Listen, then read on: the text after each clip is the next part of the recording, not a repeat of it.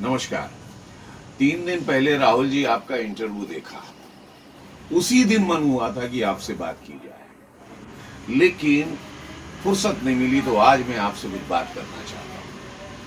आपने कहा नरेंद्र मोदी का लॉकडाउन फेल हो गया। नरेंद्र मोदी ने कहा था कि 21 दिन के बाद कोरोना खत्म हो जाएगा, भाग जाएगा।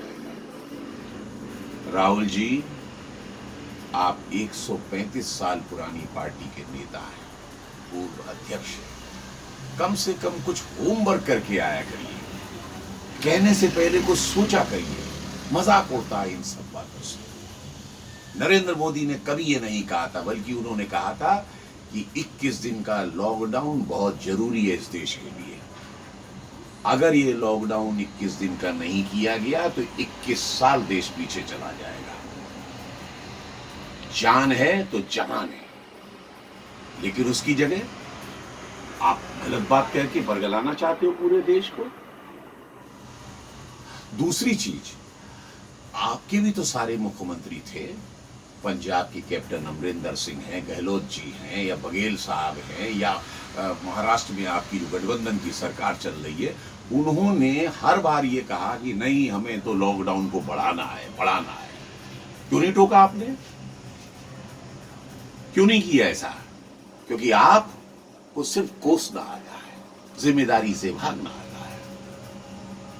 आप तो जिम्मेदारी से ये भी भाग रहे हैं कि महाराष्ट्र में आप कहना चाहते हैं कि वहां पर जो मौतें हो रही हैं, वहां जो कोरोना बढ़ रहा है, उसमें आप कुछ कर नहीं सकते। बहुत अच्छे, 9 मिनिस्टर हैं कांग्रेस के वहां पर, 9।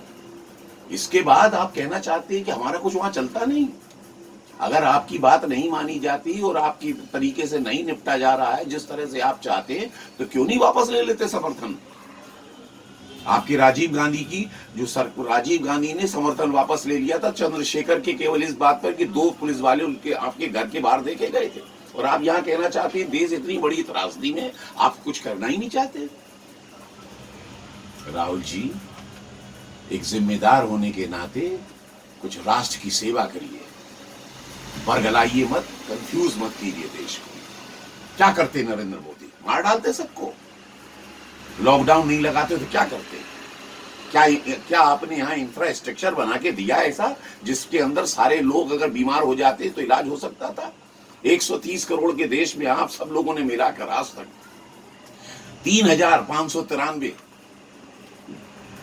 गवर्नमेंट के हॉस्पिटल और 11,810 प्राइवेट हॉस्पिटल बना के दिए, कुल मिला के 15,000। उसमें से 80-90% हमेशा ऑक्यूपाइड रहते हैं।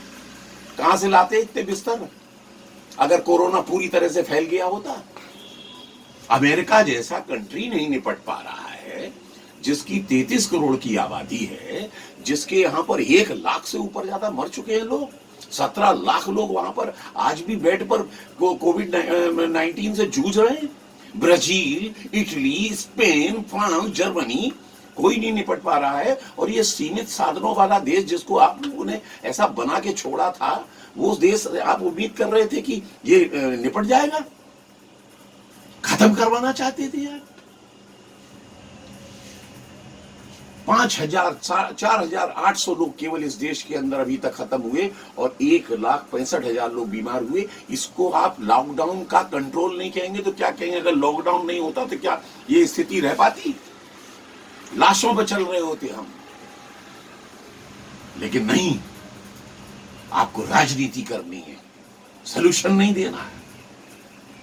मजदूर भाग रहे थे आपके महाराष्ट्र से, मजदूर भागे पंजाब से, मजदूर भागे राजस्थान से, मजदूर भागे दिल्ली से। आपने राष्ट्र हित में एक बार भी कहा मजदूर भाइयों जाओ मत, कांग्रेस आपके साथ खड़ी है, आपको सपोर्ट देगी, आपको भोजन देगी, आप रुकिए, राष्ट्र को जरूरत है, फैक्ट्रियों को काम की जरूरत है। कल को आर्थिक स्थिति खराब होगी देश की, कौन जिम्मेदार होगा? आपने एक बार भी कहा होता तो कम से कम समझ में आता कि आप राष्ट्र की चिंता करते हैं। राहुल जी, देश बड़ा होता है, राजनीति तो बाद में भी कर ली जाती है। और मैं आपके पूरे परिवार की बहुत इज्जत करता हूं राहुल जी। इंदिरा गांधी जी का मैं बहुत बड़ा प्रशंसक हूं, आपके पिताजी राजीव गांधी का बहुत बड़ा प्रशंसक, नरसिंह राव जी का बहुत बड़ा प्रशंसक, खानदानी कांग्रेसी। लेकिन आज भी मैं बीजेपी का वर्कर नहीं हूं, ना ही उनका कोई मेंबर हूं। लेकिन इसके बावजूद भी राष्ट्र हित में बात आती है तो नरेंद्र मोदी को मैं वोट देता हूँ, छाती ठोक के देता हूँ और दूंगा जिस दिन तक वो राष्ट्र हित में काम करेंगे। क्या दिया आपने था सन 2014 में जो आप नरेंद्र मोदी से उम्मीद रख रहे हैं कि 7,500 आप हर एक के खाते में डालिए, 10,000 एक मुश्त डालिए, कैसे डाले? आज आपको समझ में आया? 35 करोड़ जो जनधन अकाउंट खोले उसी की बदौलत तो आज उम्मीद कर पा रहे हैं कि नरेंद्र मोदी से कह पा रहे हैं कि आप डालो। उस समय आप मजाक उड़ाते थे, क्या ये अकाउंट खोल दिए। सरकार फिर भी कर रही है। आप लोगों ने तो खोखला करके इस देश को छोड़ा था। आपकी बीज खाद के लिए भी लाइन लगती थी, 4-4 दिन तक लाठियां किसान खाता था, याद है आपको? 80% एरिया के अंदर, हिंदुस्तान के अंदर आधे समय बिजली नहीं आती थी, किसानों को पानी नहीं मिलता था। 9 सिलेंडर दिए जाएं, 12 सिलेंडर दिए जाएं, इसके ऊपर बहसें चला करती थी कि कितना सब्सिडी दी जाए। और यदि आप ये कहना चाहते हैं कि नहीं हमने तो बड़ा खजाना छोड़ा था, तो ऐसा बोलिए ना नरेंद्र मोदी से चिल्ला के, साहब श्वेत पत्र लेके आइए, हमने ये संपदा छोड़ी। खोखला कर दिया था आपने देश को। और आप कहते हैं हमने देश के लिए बहुत कुछ किया। क्या किया? सन 47 में हम आजाद हुए, हमसे 2 साल बाद चाइना आजाद हुआ। आज हमसे 5 गुनी उसकी जो अर्थव्यवस्था है। 15 साल वो हमसे कम पहले से मेट्रो बुलेट ट्रेन बना के ले गया। 25 साल वो हमसे आगे है। और आप हमसे कहते हम पाकिस्तान से आगे, हम नेपाल से आगे, हम इससे आगे। क्या किया आपने? और जो भी कुछ किया, अगर आप कहते हैं मोबाइल आया, कार आई, ये आए, सब नेपाल में भी मिलती है और लंका में भी मिलती है, और ये सब कंट्री में है। और यह ऐसा हमेशा होता चला आया। लेकिन आपने इस देश को कहां बनाया? मत करिए इस तरह से क्रिटिसाइज, सकारात्मक राजनीति करिए। राम जन्मभूमि जैसा मुद्दा सुलझाया गया, आपसे एक बधाई नहीं निकली। बड़े बड़े मामले यहाँ पर किए गए, सीए जैसा कानून लाया गया जो बिल्कुल देश हित में था, राष्ट्र हित में था, जिसमें मुसलमानों की कोई नागरिकता नहीं जा रही थी। इसके बावजूद आप लोगों ने भड़का दिया कि उठ के आ जाओ।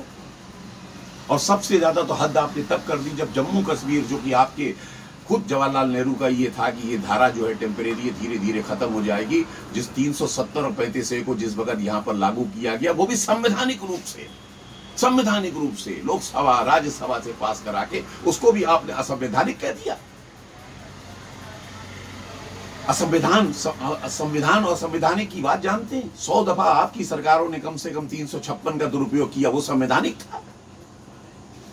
और उसके बाद भी आप बाज नहीं आए अपनी अनमेच्योरिटी से। जब आपको मालूम था कि पाकिस्तान उपद्रव करा सकता है, जब आपको मालूम था वहां कर्फ्यू लगा हुआ है, जब आप जानते थे इंटरनेट बंद है, जब आप जानते थे शांति, फिर भी आप वहां पहुंच गए थे कश्मीर में, केवल इसलिए कि किसी तरीके से डिस्टर्ब किया जाए, इस पूरा जो 370 हटिए इसको मतलब बदनाम किया जाए। आप क्यों नहीं जाते? अब खुला माहौल है, जाइए ना।